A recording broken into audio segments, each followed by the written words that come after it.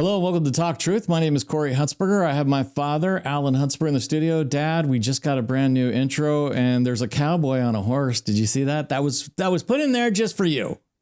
Thank you. I love it. You're welcome. I'm glad you like it. Hey, let's start off with our foundational verse before we get on to our guest, because we're going to be talking about a topic Alan loves. I mean, really, really loves. So let's start off with this first.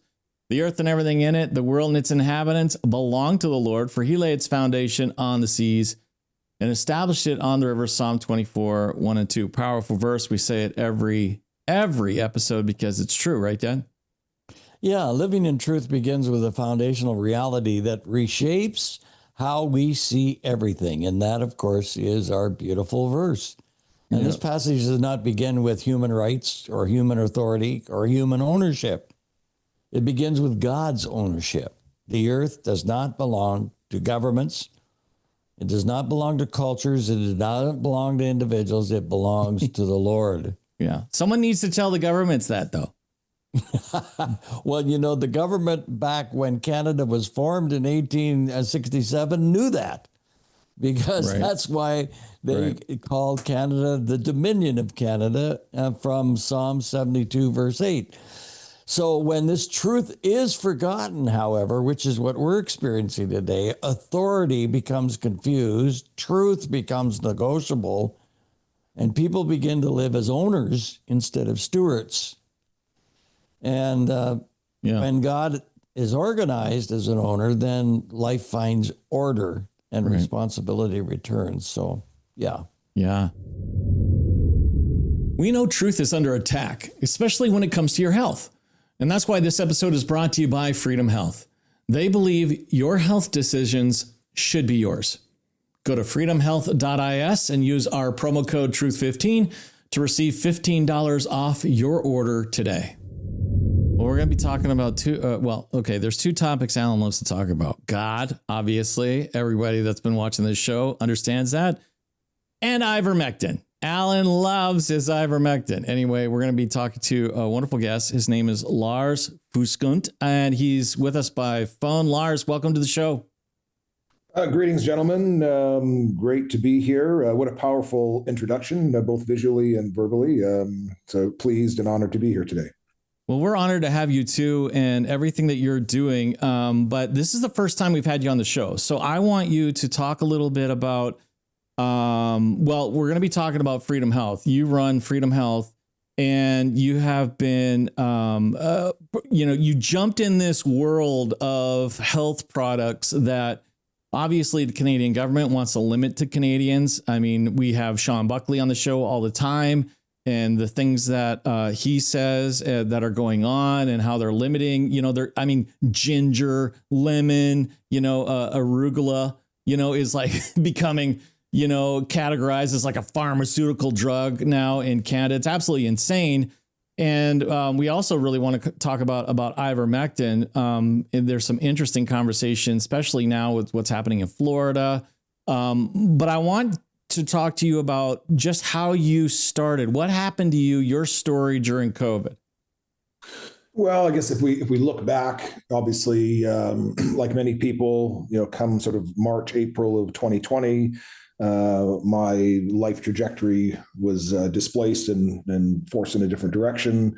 And by around September, October of 21, I kind of had enough of the nonsense, and was part of a local freedom awareness group. And we, were sort of brainstorming one afternoon at the coffee shop where we met.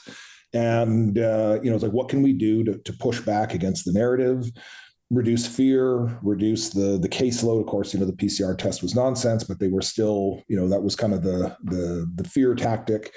And so we looked at what else was going on in the world, which obviously, ivermectin and the utilization of budesonide were real game changers in many different jurisdictions.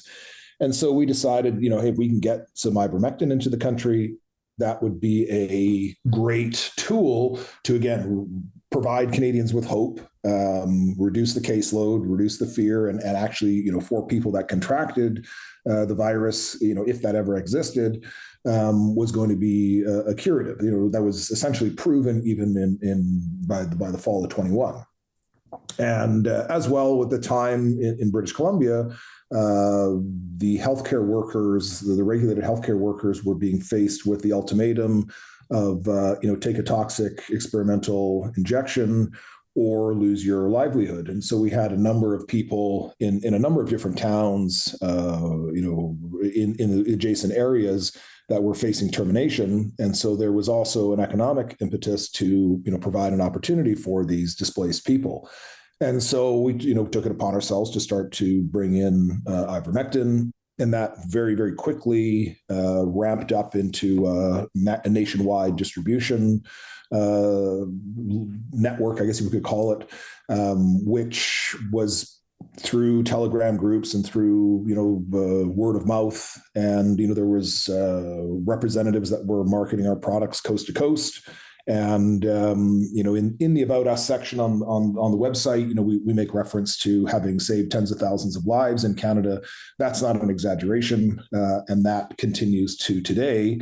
And certainly when we look at what the response was from the health authorities across the nation, they murdered hundreds of thousands of people. And so, our record stands the test of time. And, I've always said to anybody that asks the question, how can you do this? It's breaking the law and blah, blah, blah. It's, and when I meet my maker and state my case,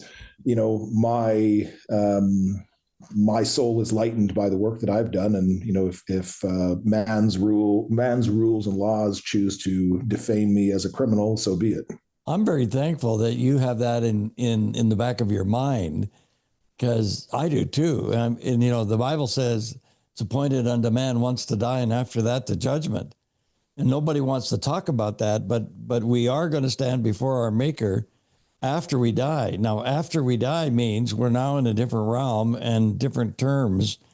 And it's like the rich man who died and went to hell in Luke 16, where he says to Father Abraham, have mercy on me. And there's no mercy available now after you've crossed the line. And I rejoice that you made that statement, because I think that's so true. People don't even realize that they might get away with things here on earth, but they can't get away from meeting up with the Maker at the end of all things.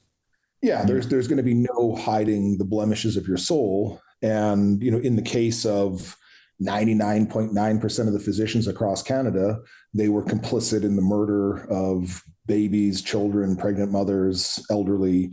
I think the time has actually passed where they had the ability, especially as a group of high net worth, arguably intelligent or unintelligent people, who could have organized en masse and pushed back, especially now, 2-3 years afterwards, where we're seeing the turbo cancers, we're seeing the neurological damage, we're seeing, digestive problems, autoimmune, on and on it goes. So in a practice, your average GP has 3,000 to 5,000 patients. 80% of those who were injected with the toxic juice have some form of side effects, ranging on a spectrum. And so from a scientific basis, to look at that data pool and ignore the facts which are glaring you in the face, because your college, your governing board says, if you talk about this or admit this, we will sanction you and take your license away. Again, all those people, when they stand before their creator and beg for forgiveness, there may be none coming. And, it's either hell or the extinguishment of their soul for eternity. Yeah. Well, what's crazy is now, today, right now, things are changing. Back then, yes, we were demonized. In fact, the only people breaking the laws was the government. I mean, the Emergency Act has gone through court twice, and it was unlawful, unconstitutional, and illegal to pull that. And Al and I started 4 years ago. We had doctors on here talking about ivermectin can make a difference. Ivermectin can make a difference. So many other doctors weren't saying anything. Like you said, they're willing to, they weren't willing to get into trouble and get their license pulled.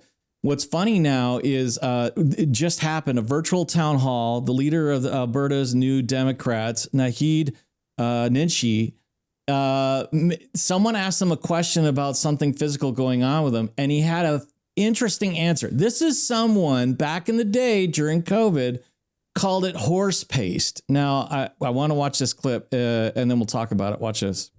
The next question is kind of a personal one, and but I want to read it for you here today. And it's from Cher, who asks if you're doing okay, and says that they noticed that your eyes being a little bit unusual, and they want to make sure that you're healthy. That's sweet. Thank you for doing that. I appreciate the question. Yeah, I'm going to take my glasses off. Look at my eyes. This has been something that's been going on for me for quite some time. And I always say, if you're going to have a super rare chronic condition, you may as well have one that doesn't hurt, doesn't itch, doesn't impact your eyesight, isn't going to kill you, and is purely cosmetic.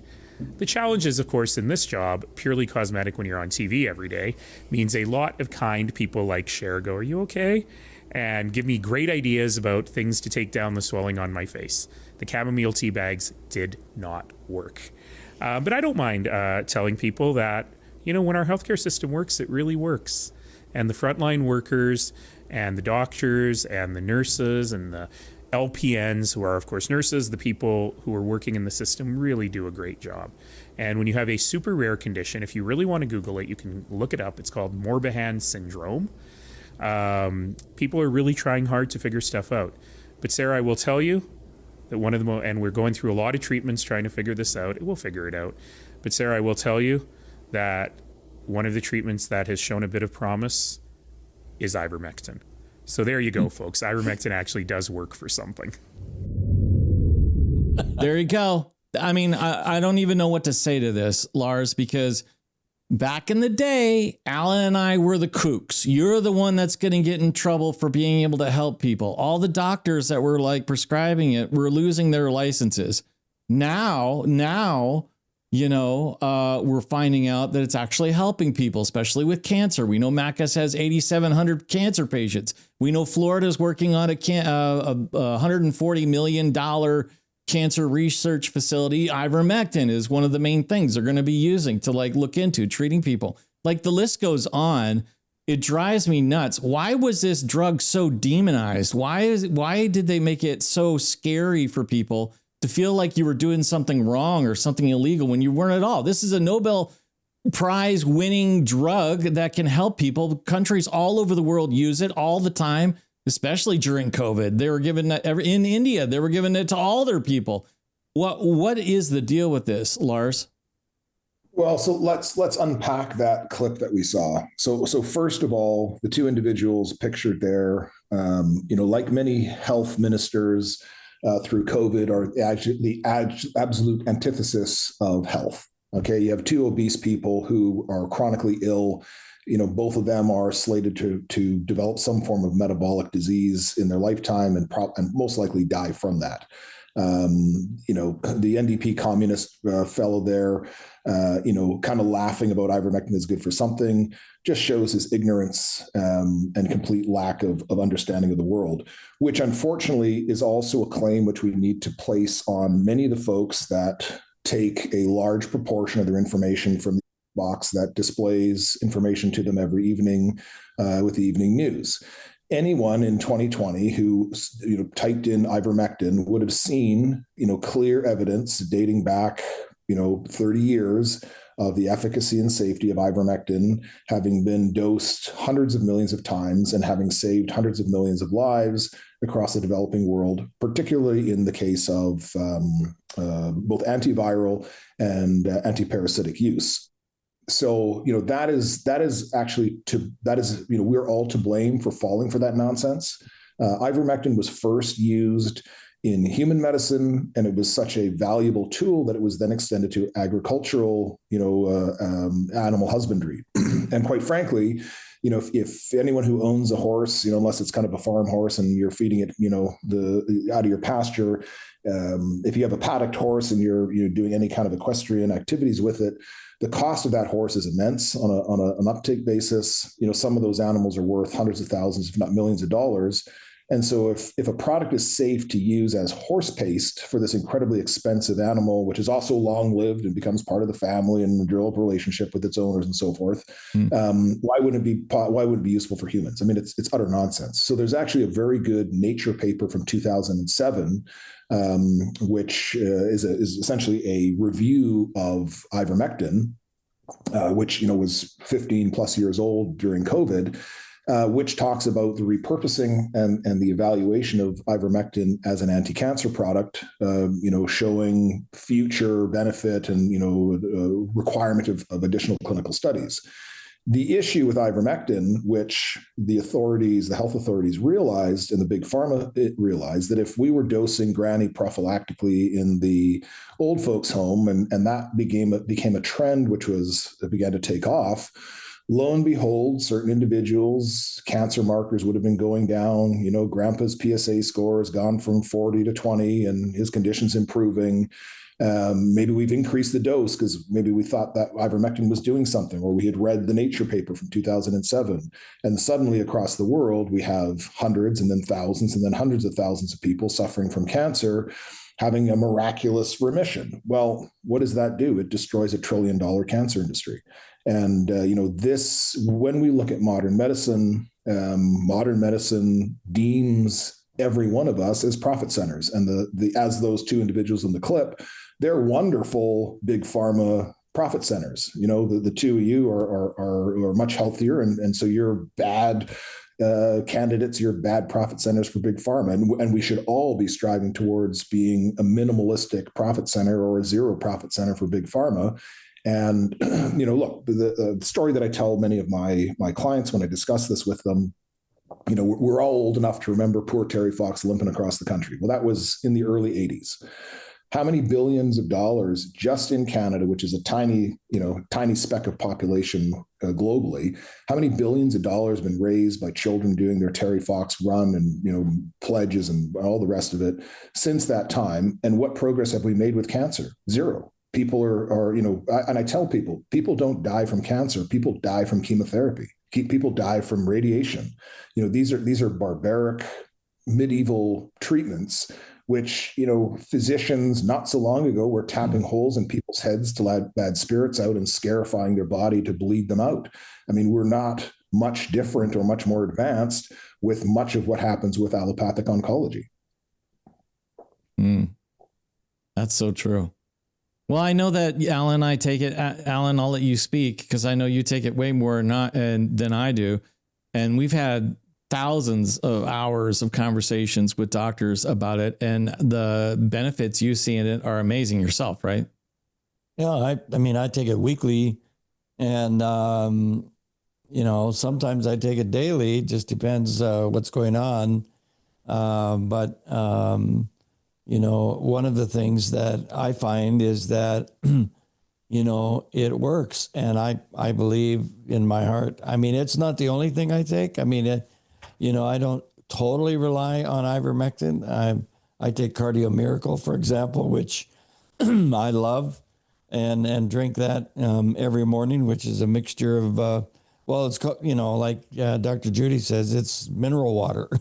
I drink it because it's all my minerals and things that naturally and I need to have in my body. So I think that what I used to way back when, years ago, is in the 80s when a naturopath began to show me that we needed to build up our immune system because God has given us an immune system that will take care of all the diseases. But for whatever reason, we didn't really continue to teach or preach that.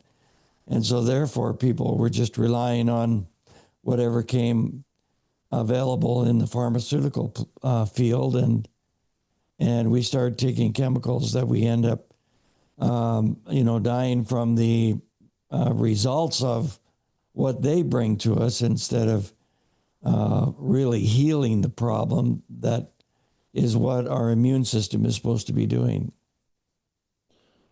Yeah, and that's well said, Alan. I mean, nobody's ever been born with a vaccine deficiency. And I think one of the, with that weekly dose of ivermectin as a prophylactic dose, that's a very popular practice in many African countries, whether it's for the, staving off malaria or your, waterborne parasites or diseases.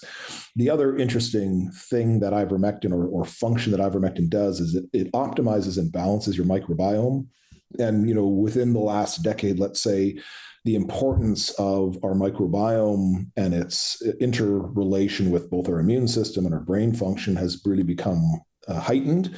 And much of what we do in the West in terms of, most people, what we call the SAD diet, the standard North American diet, really hampers your microbiome. And it becomes simpler and out of balance. And, many people, if they take ivermectin at first, do wind up with some level of gut discomfort, could be cramping, could be, an immediate evacuation of the bowels, which is then followed by greater function. And our microbiomes are quite a complex system. The balance of the various bacteria in there is actually more important than the total population. When those things come out of balance from poor nutrition or antibiotic use or other pharmaceutical use, that impairs our function, which affects us at a cellular level from a basic point. Mm-hmm. Lars, what else are people using it for? Because I have a friend who uses it for Lyme disease. She's got Lyme disease and she uses ivermectin. I know Macus is using it quite a bit with other solutions as well to help people with cancer. What else can it be beneficial for? Well, so, I mean, let's look at the Lyme example is very interesting because prior to 2020, most naturopaths would prescribe hydroxychloroquine and ivermectin for Lyme patients. The Lyme bacterium, arguably is man-made. It doesn't act as a normal bacterium. It lodges itself deep within tissues and doesn't respond. If you don't treat yourself with high dose antibiotics very quickly after the bite, this thing becomes persistent and lodged in your system. And somehow ivermectin is again able to get deeper into those tissues and eradicate it. So that has been a long-standing off-label use. And then of course, cancer. At a cellular level, the ivermectin is able to differentiate our human cells from the cancer cells and essentially destabilize the cellular membrane. And if we imagine all of our cells have a cell membrane, which is kind of like a sac. And as everybody knows, if you got a hole in your sac, everything comes out of the sac. And in the case of a cell, if the contents spill out, well, the cell dies. And in the case of a cancer cell, that cancer cell dies. That's a win. And so, again, at a cellular level, ivermectin is able to create that destabilization in the cellular membrane, and the cellular contents empty, and that cell is now no longer functional. Mm. Well, I know we're running out of time. I know that ivermectin is not the only thing you do. You got a whole bunch of other health products, but I'm really concerned with what's happening in Canada on how they're really limiting people's access to health products. To be able to make the decision for yourself, I think matters, especially for a lot of people that when they've found no relief in a pharmaceutical, the way that that path they want to take you down, people should be able to have the right to be able to do what they feel is best. Now, your website is freedomhealth.is. And I know, do you want to talk a little bit about that, what people can find on there? And I know you also do a free consultation call, right? Yeah. So, I mean, everything that we have on the site, is essentially, does no harm to the human body. Many of the compounds work in synergy with one another. And just to touch, I guess at the beginning of the conversation here, talking about Sean Buckley, and I believe it's the NHPPA that he is part of. Under Health Canada's new regulations, natural health products actually have a far greater level of scrutiny than most pharmaceuticals, which obviously is ridiculous. And as we've seen through the COVID era with the whether it was the emergency use authorization or the continued acceptance of let's just put it under the broad category of vaccines, there is no evidence that they are safe or effective. And there's a tremendous amount of evidence now being produced and generated, which is showing that they're very harmful. So on a continuum of benefit to harm, when Health Canada is looking to regulate products, natural products, and as you were talking about ginger or lemon extract, whatever it is, yet they, presided over the murder of hundreds of thousands of Canadians with an experimental injection, they have no more credibility. And my contention with, the NHPPA is people are lobbying and asking permission. And it's basically like, you're a naughty boy and you're begging your father for permission to do something which is just and natural and right. People just need to be non-compliant. You have to figure out a way, just like we've done, to provide the products and services that you wish to supply for the Canadian people or people at large. And the marketplace is going to determine whether you're a good practitioner or not. Clearly, the regulations and the licensor boards have all failed Canadians in terms of allowing this mass murder to take place. And so, who are you going to trust? Are you going to trust anything that Health Canada says at this point, or are you going to trust somebody reputationally that has, a friend of yours has recommended, a organization like yourselves, trusted individuals who said, look, this is an organization that can help. These are products that can help. That in today's world is far more effective than some licensed regulated product from a corrupt regulation board. Yeah. Well, we're out of time, man. Appreciate you. We're definitely going to have you back. There's a bunch of other products I want to talk to you about that Alan I know nothing about, and I'm sure that you can help us understand the benefits that they have. I don't know. I'm learning this as well, as long as and Alan is too. We're trying to do our best to take control of our health, and I think that's the first step. Everybody's just got to take control of their health. Lars, appreciate you. Thank you so much. All right, gentlemen, have a great day and God bless. Well, that's a fascinating conversation, right, Dad? It's a welcome conversation. It's the number one question we get here at Talk Truth. Over the years, the number one question is not like, hey, how old is Corey or anything like that. It's where can I find ivermectin? It's the number one question we get. You can go to freedomhealth.is, use promo code Truth15 so he knows you heard it from our show. And, Alan, like you said, you take it. Do you take it daily or weekly? Well, I take it weekly. I take it, several times a week. I don't take it daily, but I take it regularly. Hey, every time absolutely. I get sick, Alan says, did you take your ivermectin? Every time I get a sniffle, did you take your ivermectin? Anyway, you want to help support our mission, keep this kind of conversation and truth on the air. We're viewer supported. We don't take government funds or special interest groups. It's just because of the generosity of those that watch this show, we're able to continue to spread this truth across our nation. You can go to our website, gotalktruth.com/donate. Many different ways to give digitally there. If you'd like to do it through the mail, you can. I have to do this slowly. Everyone says I talk too fast when I give out the address, okay? So you'll send it to Talk Truth at 246 Stewart Green, Southwest, Suite 3260, Calgary, Alberta, T3H 3C8. Dad, that felt so unnatural, me saying that so slow. I'm just a fast talker, everybody. I am. All right, we're out of time. Appreciate you guys. Thank you so much for watching, and we'll see you later. Love you.